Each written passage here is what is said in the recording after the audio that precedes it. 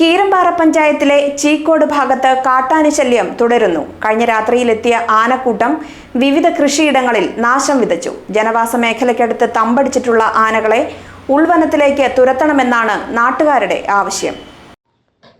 കീരമ്പാറ പഞ്ചായത്തിലെ 5-ാം വാർഡിൽപ്പെട്ട പ്രദേശങ്ങളിലാണ് കാട്ടാന ശല്യമുണ്ടായത്.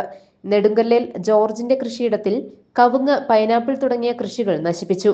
2 ആഴ്ചയ്ക്കുള്ളിൽ 2ാം തവണയാണ് ഇവിടെ ആനയെത്തുന്നത്. മുമ്പ് ആനശല്യമുണ്ടായിരുന്നില്ല.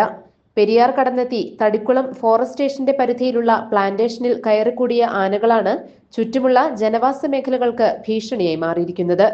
ചാരുപാറ, പെരുമണ്ണൂർ തുടങ്ങിയ പ്രദേശങ്ങളിലെ ജനങ്ങൾ ഭീതിയിലാണ്. പ്ലാന്റേഷനിൽ നിന്നും ആനകളെ തുരത്തി ജനങ്ങളുടെ ജീവനും സ്വത്തിനും സുരക്ഷിതത്വം ഉറപ്പാക്കണമെന്ന് ഗ്രാമപഞ്ചായത്ത് പ്രസിഡന്റ് ഗോപി മുട്ടത്ത് ആവശ്യപ്പെട്ടു. കഴിഞ്ഞ 2 ആഴ്ചയായി ഈ പുരയിടത്തിലെ കൃഷി കാട്ടാന കൂട്ടമായി എത്തി നശിപ്പിക്കുകയാണ്. കഴിഞ്ഞ ആഴ്ച വന്ന ഏകദേശം 3000-ഓളം കുലച്ചു നിൽക്കുന്ന കാനിയാണ് നശിപ്പിച്ചിരിക്കുന്നത്. ഇന്നലെ രാത്രി ഈ പ്രദേശത്ത് ഇറങ്ങിയ കാട്ടാനക്കൂട്ടം അടയ്ക്കാമരം ഉൾപ്പെടെയുള്ള നിരവധി കൃഷിയാണ് ഇവിടെ നശിപ്പിച്ചിരിക്കുന്നത്.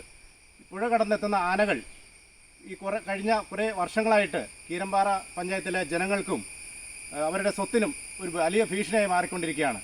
അടിയന്തരമായി ഫോറസ്റ്റ് ഉദ്യോഗസ്ഥർ ഇതിനൊരു പരിഹാരം കാണണം. സർക്കാർ അടിയന്തരമായി ഇടപെട്ടുകൊണ്ട് ഈ വനത്തിൽ ഇവിടെ ഈ ജനവാസ മേഖലയിൽ കയറിയിരിക്കുന്ന ആനകളെ പുഴ കടത്തിവിട്ട് വനത്തിലേക്ക് കയറ്റിവിടണമെന്നാണ് പ്രദേശവാസികൾ എന്ന നിലയ്ക്ക് പഞ്ചായത്ത് ഭരണസമിതി എന്നായാലും ഞങ്ങൾ ആവശ്യപ്പെടുന്നത്.